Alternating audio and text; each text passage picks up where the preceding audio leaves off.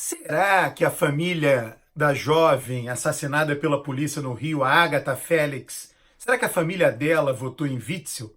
Não importa. Certamente alguma família de pessoas pobres e negras que perderam crianças depois que Witzel se tornou governador e resolveu adotar essa política maluca que supostamente combate a violência, certamente uma família de eleitores dele perdeu alguma criança.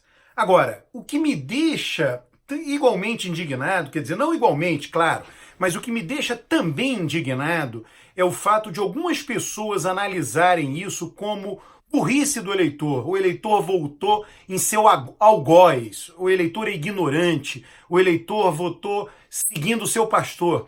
Isso é um verdadeiro menosprezo com o eleitor do Rio de Janeiro, poderia ser o eleitor de outro estado. Vamos contextualizar o que aconteceu no Rio de uma maneira muito breve. Lá, houve uma derrota em segundo turno, tomemos o voto em Bolsonaro, houve uma derrota acachapante no segundo turno do PT. Na eleição de 2014, Dilma já tinha vencido a Aécio com dificuldade nacionalmente. No Rio ela teve quase 55% dos votos.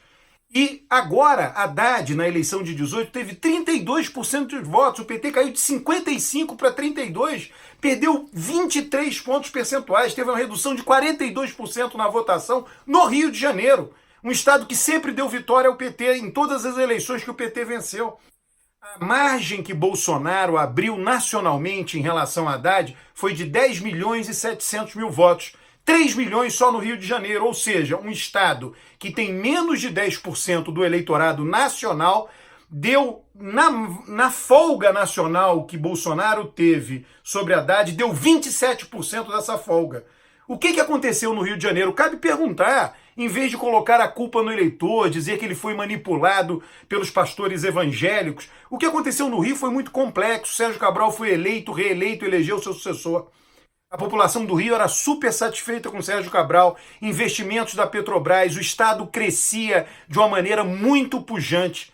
E a aliança do PMDB do Sérgio Cabral era com o PT de Lula. De repente o Estado entrou em falência, houve uma decadência econômica, uma quebra financeira do Estado. Muitas coisas aconteceram num curto período de tempo. As obras do Maracanã circulou em todo o estado, e particularmente na capital, que as obras eram superfaturadas, que dinheiro da saúde estavam sendo desviados. Essa comprovação para a população veio depois com o que aconteceu com Sérgio Cabral. As obras do Comperj, do outro lado da Baía da Guanabara, em Itaboraí, que empregavam toda aquela população daquela região ali do estado, foram paralisadas, resultando em aumento de desemprego, em aumento da criminalidade já elevada do estado do Rio. Então houve uma debacle repentina do Rio de Janeiro, juntando com a corrupção e símbolos horrorosos da corrupção, como o anel de 800 mil reais de Sérgio Cabral. E a violência, que sempre foi um problema do Rio. Agora, diante de todo esse quadro, esperar que o eleitor do Rio pobre votasse ou no PMDB ou no PT é demais. Aí ele olhou para alguma novidade, essa novidade era um político que viera do Espírito Santo. Imagina, o Rio de Janeiro elegeu um governador que nem carreira havia feito naquele estado. Então, o contexto inteiro levou o eleitor a votar em Witzel. Era uma esperança. O eleitor deu um voto, o eleitor vota com boa vontade. Ele olha para o cenário e diz, olha, o Rio de Janeiro estava muito bem com o PT e com o PMDB. Houve uma debacle violentíssima muito rapidamente. Eu não quero esses dois. Vamos ver quem vai aparecer. E apareceu ele. Pronto, se votou nele. Ora, o sistema político também ofertou ele por um partido absolutamente obscuro, PSC.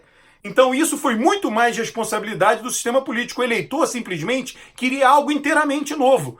E se os evangélicos entraram ou não, é claro que entraram no final como caminho de divulgação do nome da novidade, isso nada mais foi possível por conta desse contexto terrível que vivia o Rio de Janeiro pré-eleição de 2018. Então seria importante que as pessoas entendessem, em vez de colocar a responsabilidade num eleitor supostamente ignorante, manipulado por igrejas evangélicas, tudo isso é equivocado, é um baita equívoco, um equívoco que tem como pressuposto o menosprezo da inteligência do eleitor. O eleitor não é burro, longe disso.